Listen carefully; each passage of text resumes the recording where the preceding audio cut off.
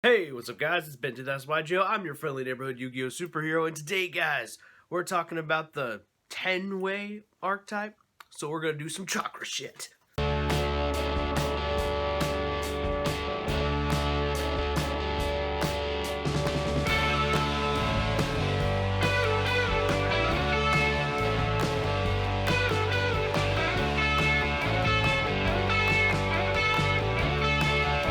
know that was some goofiness there at the beginning there. I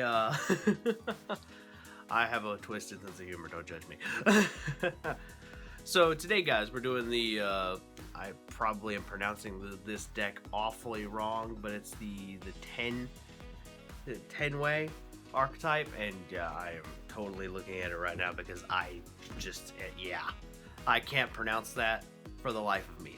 Or Tianwei. It's basically an archetype based around the chakra points in the body, so it's very much a martial arts-esque archetype, and it was actually very fun to play.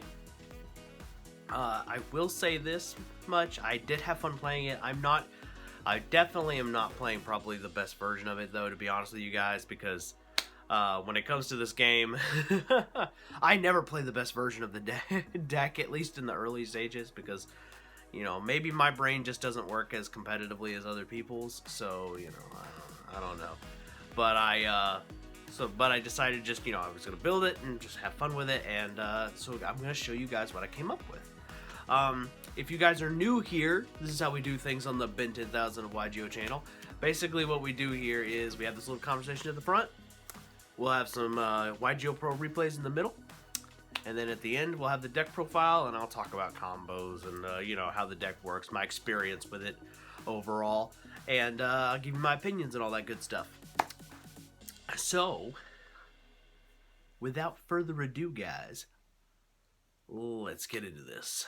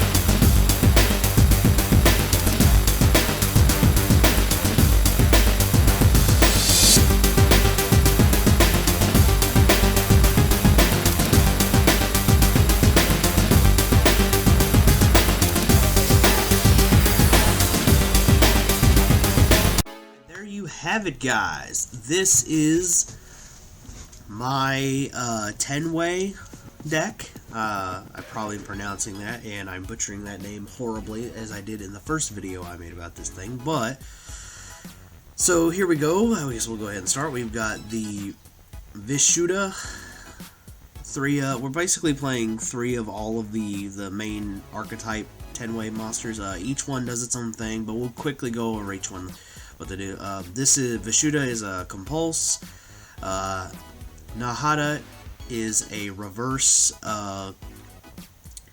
honest. Basically, it takes away 1500 from the opponent.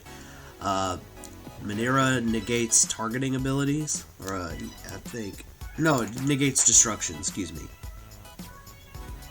Hold on.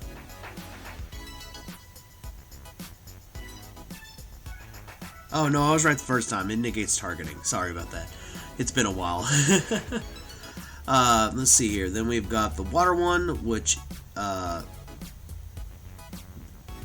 if it would be destroyed by battle, it can stop that.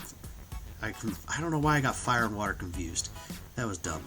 And then of course we got the wind one, which just recurs back resources. So because these guys get banished from the graveyard when they do that. And then we've got some hand traps, you know, some usual stuff, you know. Ash Blossom, Ghost Ogre, you know, whatever. Pot of Desires, because truth is, like, in this deck you really don't care. Like, you just need like 2 or 3 of these guys. Like, and really the fire one, in my opinion, seems to be the best one right now. But you know, yeah, we'll see. And then we've got, you know, some staples in here, you know, Upstart, Terraforming, Foolish, Mouse Reborn, etc. But then we get to their broken ass search spell. Okay, so this thing's crazy. You send off one of these worm guys, right? If you have a non-effect monster on the field, say like for example, the Bare-Fisted Monk or Ashura here, one of those two. Basically, it's like, oh yeah, by the way, you basically it's a Foolish Burial, but then you get to add one of these guys. So it's like, oh, add a hand trap or a graveyard trap while you're at it, because that's basically what these guys all are. They are graveyard and hand traps. So they may not be the best stuff. Like if I was to compare, I feel like the Ghost Girls hand traps are probably better as hand traps compared to these guys. But the fact that these guys are also graveyard traps is really kind of like, that's gonna be something that people underestimate. Mark my words. So, and then of course we got Scapegoat, because, you know, normal monsters, we can, you know, they're non-effect monsters, which we can also use the goats to go into some of these cards here, and make, like, you know, if we decide we need something a little more bite, like Boral Sword or Boral Load, which I never needed to do this, by the way, for the record, and I mean, most of the games I played were casual, so, you know, and I had a lot of people who kind of quit the second they realized what I was playing. They were like, oh, OCG, I'm gone. Which I don't blame those people, because, I mean, I'm guilty of that too, but so that's why some of your replays are lackluster, but it is what it is. Then we got Eternal Tianwei, the field spell. This thing's also broken. This is a Pot of Greed and a field spell.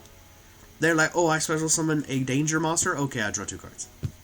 The only crappy thing about it is, it's only once per turn, but that's probably for the best, because if it was, you know, every time the opponent summoned, it would be like, oh yeah, well, in that case, you know, it'd be broken. Then we got Summon Limit, which, by the way, in this Floodgate in this deck, oh my god, it is so crazy. Like, legitimately, because you don't really summon that much. Like, sure, could you go for a first turn Ashura? Absolutely. But do you have to? Not at all. Not at all. I'm even thinking about taking out an Ashura and putting in, like, Gaia Knight, the lightning charger, or whatever his name is, the Link Gaia, because, and the reason I'm saying that is because I'm playing Scapegoat, and one of the things that would have helped is probably getting to, you know, because Gaia is a non effect monster, so I could have just flipped the goat and made him, and then I still had Link zones to make, you know, these other guys, which would have been really good. Actually, I just didn't think about it at the time. Warning, you know, just negation. And then of course we have the Solemn. Now, here's the thing that a lot of people that I didn't realize early on, and you might want to know this tidbit of information. This thing doesn't destroy, okay? It negates, but it doesn't destroy the card. Think of it like Hot Red Dragon Arching Abyss. So, if you are playing like a normal spell or something, then yeah, this will do the trick. If your opponent plays like a normal spell, but if they're playing like a monster, you can negate the effect, but it won't destroy the monster. So keep that in mind when you're building this, because, you know, you're gonna, I don't know, I don't really, like I said, there's a number of ways you can make this deck better that I probably just am not thinking about, but or haven't, you know, that I haven't thought of. But truth be told, I only gave it like a day or two to of playing around with the deck to make it work. So Alright guys, so that's the deck profile. If you enjoyed this, make sure you hit that thumbs up. I just want to remind you guys that I am still in a race with yugioh Pro to 500 subscribers. So if you guys want to help me win this race so I can accelerate past him, make sure that you subscribe to me. I'm Ben 10,000 yugioh, your friendly neighborhood Yu-Gi-Oh superhero, and I will see you guys next time. Peace.